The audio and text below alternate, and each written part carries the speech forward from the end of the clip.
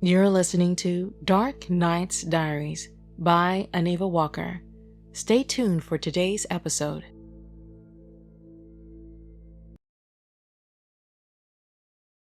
Food for Thought, Episode 4, by Aniva Walker.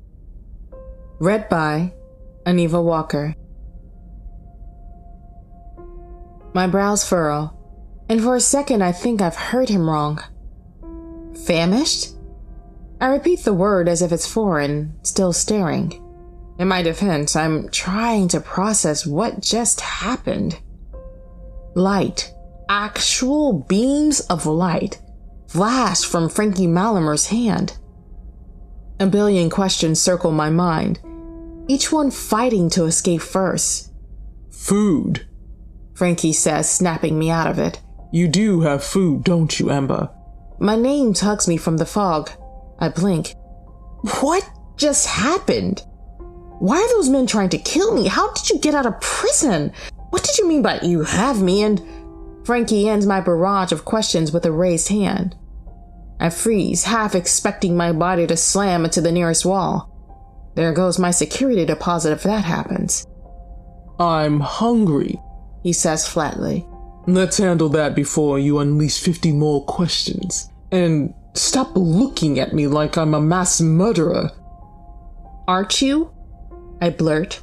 He rolls his eyes. I haven't exactly caught up on the latest news, so I can't speak to the current lies circulating the airwaves.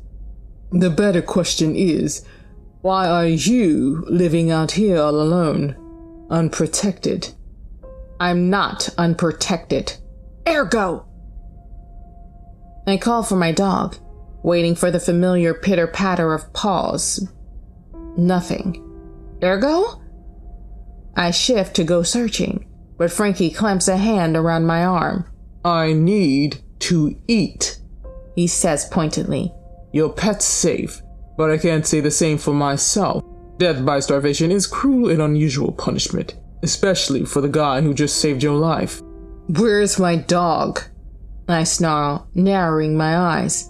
Tell me that, or you'll find starvation isn't the cruelest punishment I can dish out. Frankie chuckles. Fair enough. He's in your bedroom sleeping. I don't need you distracted. We have much to discuss.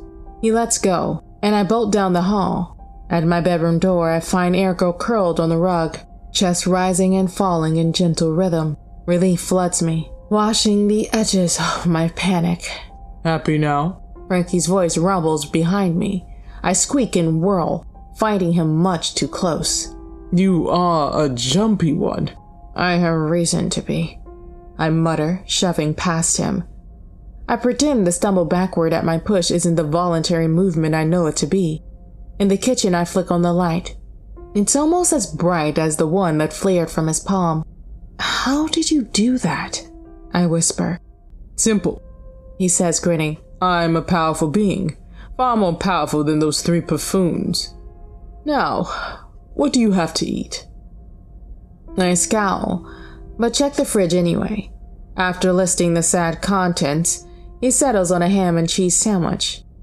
I try not to dwell on the fact that a convicted felon with supernatural powers is sitting in my kitchen while I make him dinner.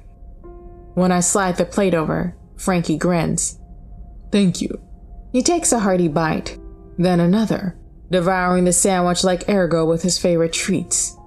Finally, he sighs and pats his stomach. Much better. Now, where were we? I shake my head. Where do I even start? Let's start with this, he says, leaning forward, eyes gleaming. You've got a bounty on your head.